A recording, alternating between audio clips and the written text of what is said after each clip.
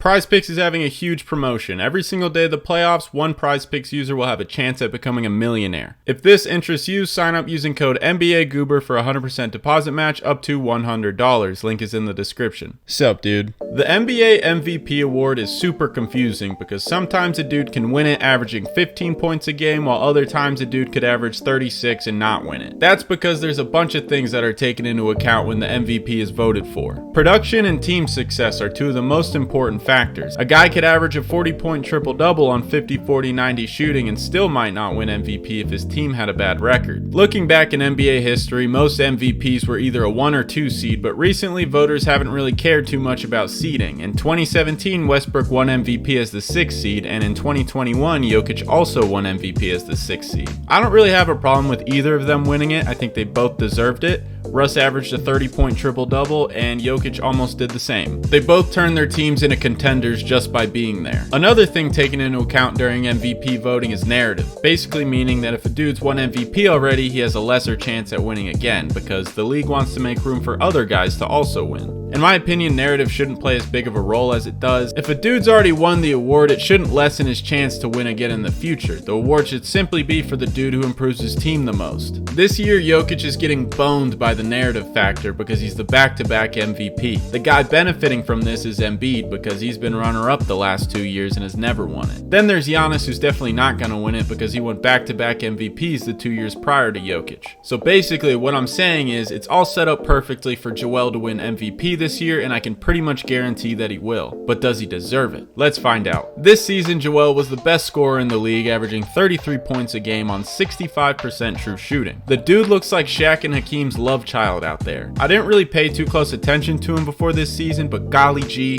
this fella has a bag. He's got handles, post moves, a 3-ball, he can make plays for his teammates, and he's elite at getting to the line. He averages nearly 12 free throws a game, which is second to only Giannis. 10 points out of his 33 come from free throws, which is crazy. It just shows how dominant he is. I've never really understood why people discredit guys like Joel for getting to the line a lot. It's not his fault nobody can guard him. In addition to his offense, he was also a top 10 rebounder and a great defender. He averaged double-digit boards as well as a steal and close to 2 blocks a game. Joel's all-around dominance led the 76ers to 54 wins in the 3rd seed. The only thing that makes me question if he deserves MVP over Giannis and Jokic is the fact that the Sixers were 11-5 without him this season. This makes me wonder how valuable Joel is to Philly's success since they played great without him. Moving on to the favorite for runner-up, Nikola Jokic. I'm convinced Jokic does not enjoy being one of the greatest basketball players ever. This makes his 2022-23 season that much more incredible. He put up one of the most efficient 24 points per game in NBA history with a true shooting percentage of 70.1. In addition to that, he was 2nd in rebounds per game and 3rd in assists per game. Offensively, Jokic was perfection. He never wants any glory. All he wants to do is make the right play so his team can win. On defense is where he lacks a bit. He's lazy sometimes and he jumps like a fat bunny, so he's not a shot blocking threat at all. While I do think he deserves to get knocked for being bad on D, I don't think he's as bad as everyone makes it seem. According to 538's defensive Raptor statistic, when Jokic was on the court, he improved the Nuggets' defensive performance by 4.1 points per 100 possessions. The only person who improved their team's defense more was Brook Lopez at 5 points. For comparison, Joel was 4th on the list and Giannis was 29th. This does not mean Giannis is bad at defense or Jokic is the 2nd best defender in the league.